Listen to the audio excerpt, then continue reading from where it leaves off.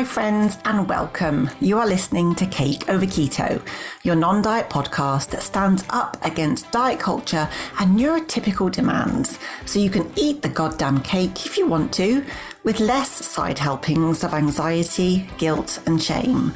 I'm Mel Wakeman, registered nutritionist and non-diet counsellor, and I specialise in helping folk recover from chronic dieting, body dissatisfaction and eating disorders through weight-inclusive and neurodivergent affirming lenses. I get that neurodivergent brains can really struggle with food in many ways, from executive function issues to sensitivity processing challenges, then add in menopausal hormones, and it can become the perfect storm for feeling out of control around food, for avoiding food, feeling preoccupied by it, and low self-esteem. So this series is all about the perplexities of being neurodivergent and eating in a world that has very particular views about what eating healthily is supposed to look like. So yeah, we're going to rip up the rulebook. If you find food boring and struggle to get eating on your radar, you're in the right place. If you find food and everything about it fascinating and oh so comforting, but obsess over it a bit too much, I see you. If eating certain foods makes you feel really uncomfortable, or the people around you drive you nuts when they eat, you are not alone. If you're worried about your relationship with food, feeling stuck, then get the kettle on and don't forget to subscribe. Oh, and I have an update for you at the end regarding a little change that is coming up. This is episode 22, the Goldilocks dilemma. You remember the story, don't you? Goldilocks comes across a house in the woods. It belongs to 3 bears. There's no one there, and she found 3 bowls of porridge on the table. One was too hot, one was too cold, but Baby Bear's porridge was just right, so she scoffed a lot. But then she was tired and wanted a nap, so she found the bed, but it was too hard. And then the next one was too soft, but Baby Bear's was just right, so off she drifted. Goldilocks is not fussy. She wasn't attention-seeking, rude or high-maintenance. She likely had sensory processing issues, and this is the topic for this episode.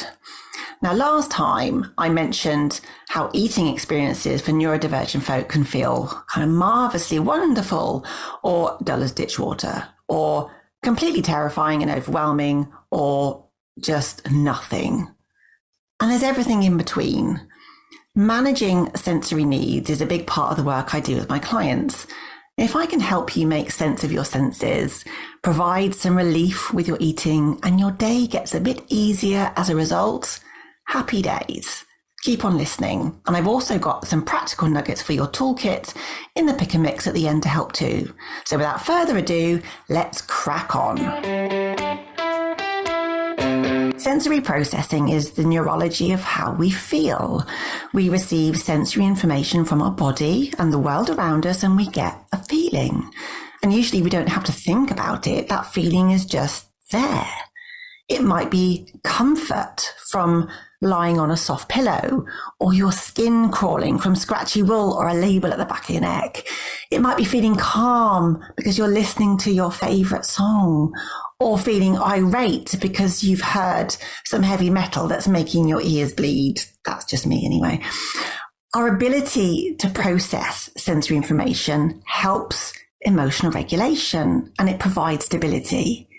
It gives us a platform for social interaction, for us to develop a sense of self, and it's central to our well-being and affects every aspect of our lives. Our relationships, our work, our interests and hobbies, and of course, our food preferences and eating behaviours.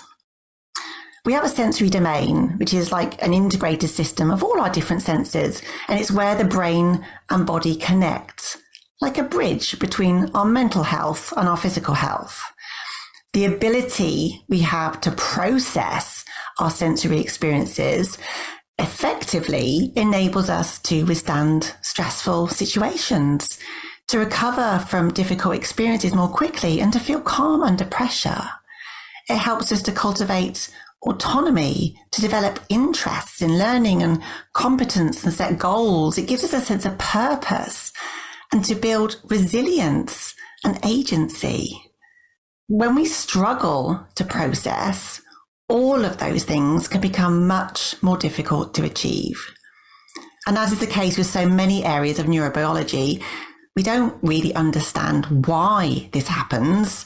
Genetics and environment are likely factors, but the way I visualize it in terms of sensory processing is that I imagine a kind of traffic jam, not on a road, but a nerve traffic jam. So there's a bottleneck of information that is preventing this sensory information from reaching certain parts of the brain. And this can be exacerbated by reduced connectivity in the brain. So the brain just can't interpret the information it receives appropriately. Now, if we think about the potential volume of traffic on our nerve pathways, we've got our 5 basic sensory systems, so sight, hearing, taste, smell, and touch. We also have our vestibular system in our inner ear, and that gives us a sense of balance and orientation. We have a proprioceptive system that helps us to orientate and move our body because there are sensations coming from our muscles and joints. And we have interoception that gives us a sense of what's going on inside our body, like thirst and hunger. That's 8 sensory systems. And in some brains, that's just asking for overload and confusion. And that brain isn't broken, it's just the way it is. And no, not all parts of the sensory domain are necessarily affected at the same time or to the same extent, but we do know that sensory processing issues, difficulties or disorders are more prevalent in neurodivergent adults and children compared to neurotypicals. If I use myself as an example, I'm highly sensitive to temperature, particularly the cold. Now, I have a weird thermostat that seems to be permanently set to freezing hands and feet most of the time, but my body is cold intolerant. It just shuts down and it gets cold very easily. Equally, it's not also a fan of the heat. That makes me uncomfortable, fidgety, and I get tetchy really quickly. And as my hormones are kind of dicking about at the moment with my internal thermostat, it can be really unpredictable as to when I get a hot or a cold flush. So it makes coping with that really tricky. I'm also sensitive to bright lights and complex sounds. For me, it's busy places I struggle with most. It's just too much going on in terms of what I can see, so many noises getting in my ears, smelling different things like body odors and deodorants and perfumes. It's really draining. And it's like I can't not hear the words people say. It's like I'm actively trying to eavesdrop, but it also doesn't make sense because I don't really hear it all. It's like listening to the radio going in and out of signal on full blast, and you get that kind of static noise interspersed. This is making my stress levels creep up just thinking about it. And I guess what I've just described would be very well placed in perhaps a shopping centre, a coffee shop, or a pub. Somewhere you might also eat, with all of this going on around you. But before you get to eat, you need to process everything that you've just experiencing, because processing is how you self-regulate and manage yourself. And being able to process means your body will be less activated, and that means you'll more likely feel like eating and be able to eat when the time comes. Now, there may be situations where you're going somewhere you've not been before. Now, if you knew you were going out to eat, you'd have probably planned every part to the nth degree, right? A lot of effort will have gone into preparing, so you'd be able to visualize it, when you're going to leave, how you're going to get there, who will be there, where you'll sit, and what you'll choose off the menu. If it's an impromptu stop off, well, that can be entirely different, because we, as in neurodivergent folk, are often not very good with feeling unprepared. There's a change in routine, maybe new places, faces, and will I be able to eat anything off the menu? So social situations can really ramp up any existing specific food sensory processing difficulties. And the challenges that we have is that our environment is often rigid, it's based or designed for neurotypical folk, it can be very unforgiving and judgmental because people seem to have a lot of opinions about food and what other people are eating. And then someone drags their chair on the floor so it screeches and you get a whiff of someone else's dinner. Garlic does it for me. Their knives and forks scraping on their plates. Other people's eating noises. Let me know if these feel like nails going down a blackboard for you too. So you sit down to eat, and it may well be that eating is absolutely the last thing on your mind because you're just kind of trying to cope with all of that. Or you might feel totally consumed by the fear of eating. Anxiety, overstimulation, overwhelm. There's an accumulation effect going on here that can result in really distressed behaviours. And what I mean by this is when our sensory, emotional, and social experiences add up, each placing their own demands on our sensory system and our other systems, there comes a point when we're probably going to exceed our capacity to cope. And this might mean we take flight and just have to get up and leave the situation.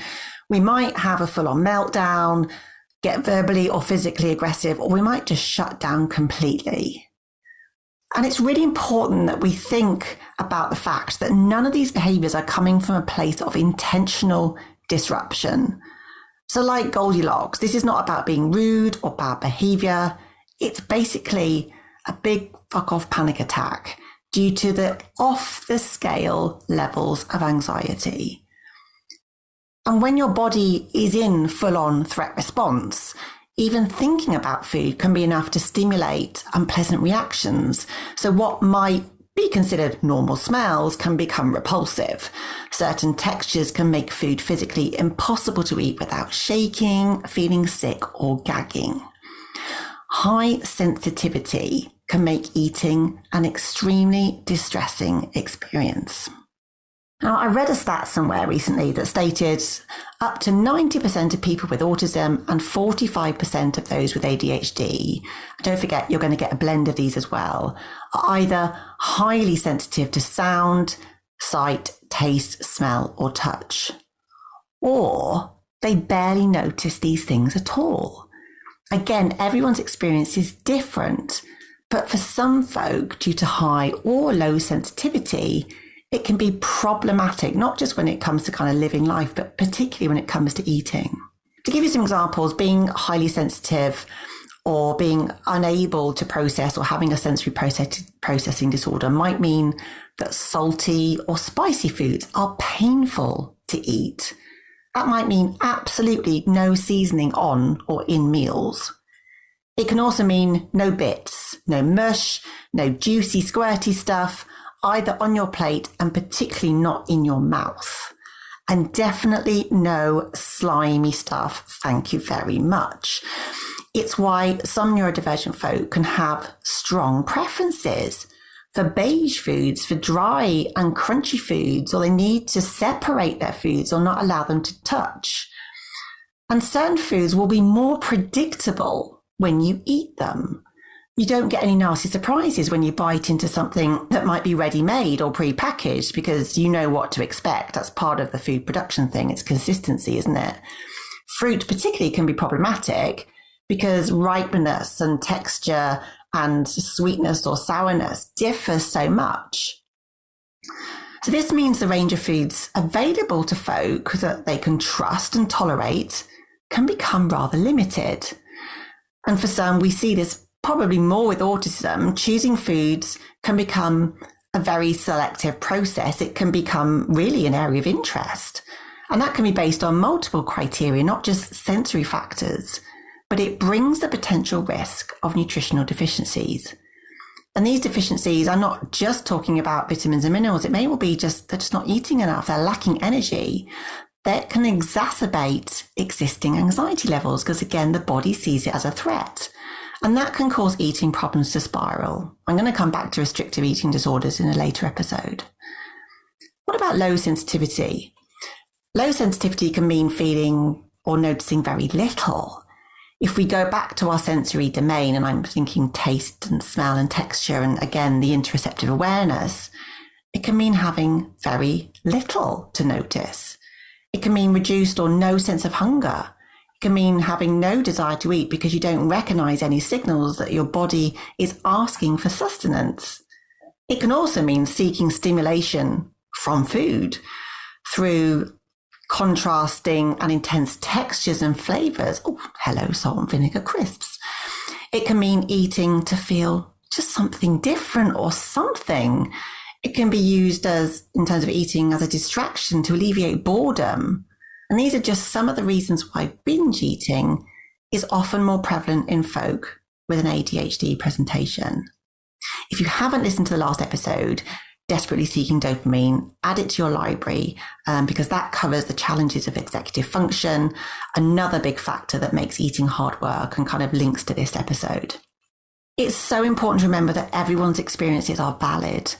What is too much for someone one day may be okay or not enough on another day. Hormonal changes are certainly something that can contribute to this daily fluctuation in anxiety and sensitivity. That's what I've experienced. And the key point here is sensory processing affects every individual differently and is often not for want of trying.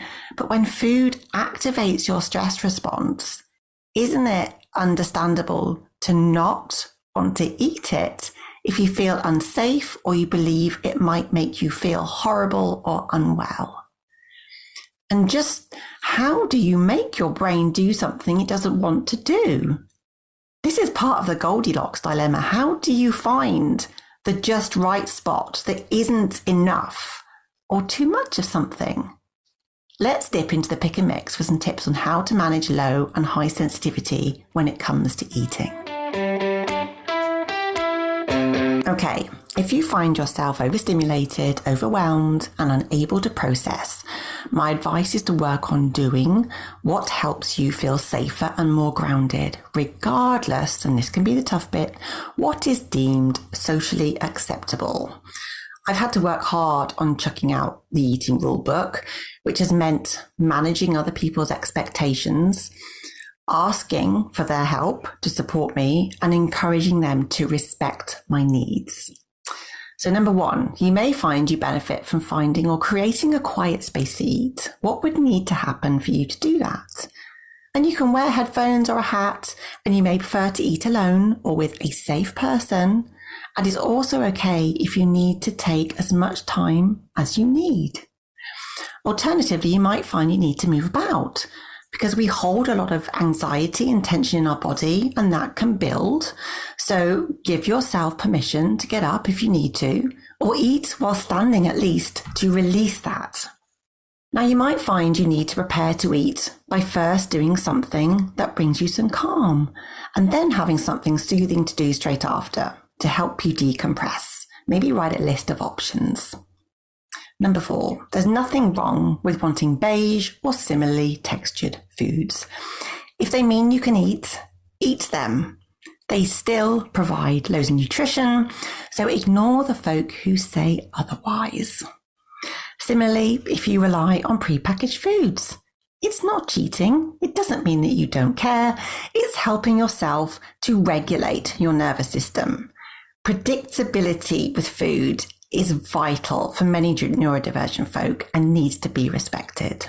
Number 6, you might find really cold foods can be more tolerable. It kind of makes their taste less intense. So if you really got no appetite or are struggling to get something in, that could be an idea. Keep a list of safe or same foods and maybe show them to others if they are providing your meals. Again, remind yourself your reasons are valid. But if you are worried about not getting the right nutrition, please do get in touch. I can help. Now, if you're someone who has low sensitivity and you need your food and meal times to be stimulating, here are some suggestions. Again, this is where standing up and moving about while eating can be helpful. So again, I'm giving you permission to do that when you need to. You can get stimulation and distraction from non-food items whilst you eat. Now, this means that you can watch TV or have your phone with you or listen to music. I know my nan and pops would probably turn in their grave, but hey, if it means not having to experience distressed behaviours, do it. That is better for your health. Number 3. Now, I love funky bowls and plates, different shaped ones, different colours. I have tomato bowls. I have ones with characters on. I also like to eat with tiny spoons, novelty cutlery that I'm sure was designed for kids. Oh, and chopsticks are quite fun too. It's the same with glasses and cups and water bottles. Anything that helps me go, ooh, I want to use that. I do. Go with your preferences. If you enjoy and find safety in crunchy, dry foods, beige foods, or you're getting stimulation from salty, highly seasoned, sweet, or certain flavour combinations, there are no rules written anywhere. Maybe some dodgy opinions that say these are bad and you shouldn't respond to what your body is asking for. Eating what you want is often mistaken for being greedy and not caring. Doesn't mean that at all. This is about respecting your body. So over time, and yes, it can take a long time, learning to trust your instincts and to trust food is better for your well-being rather than trying to force yourself to comply with others' expectations. Our brains are wired to avoid discomfort.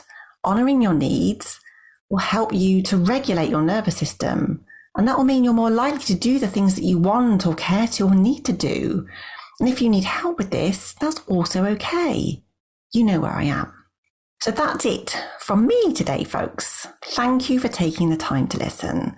I'd love to hear your thoughts and any questions on this one. The easiest ways are going to be to ping me an email to mel@wakemannutrition.com or come find me on Instagram as Mel_Wakeman_RNUTR. I'm on other kind of social media platforms too. And just before I go, I want to give you a heads up with where I am. Things are feeling quite tough for me at the moment for various reasons, but mostly it's coming to terms with my autistic, ADHD and menopausal brain. So as I try to practice for myself what I preach, I've decided to release new episodes every 3 weeks rather than 2. Just takes a bit of pressure off. And it won't really change anything for you. And if you subscribe, you'll get notified when a new episode comes out anyway. It's easy peasy. It's what we like. And as I say this at the end of every episode, I am saying this to myself today as well. Be gentle with yourself. Know that you always make sense. And I'll see you next time. Bye.